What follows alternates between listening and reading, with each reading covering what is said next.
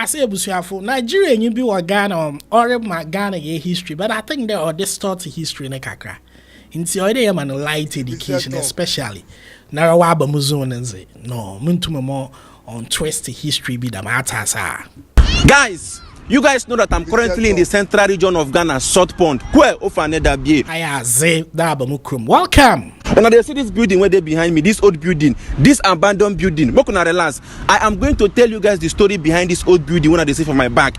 During the days of Kwame Nkrumah, history has it that when they come to produce oil for this central region of Ghana, now here in the state, this is the house they built many years ago when Kwame Nkrumah was alive. When they used to come to the central region, Saltpond, to produce oil. Camera, make.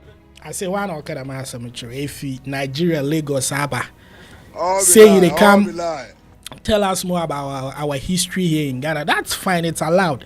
But please, ask the right people the right question. Kwame Nkrumah used to live at Kenya Lodge or Igwabado Street, opposite the Anglican school. And there is another one at Y Junction. It's called something steps there.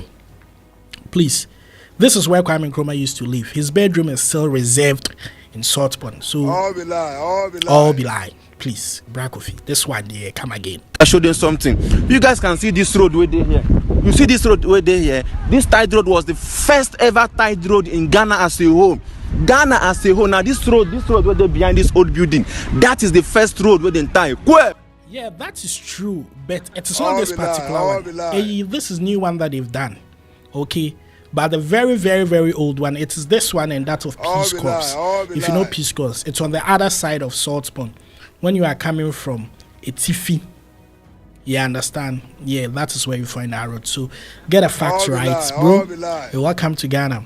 But Saltpond, you run being here. So you know if you come tell us Saltpond history without consulting the owners and the crews of the town. I'm out of here. Oh, be lie. Oh, be lie.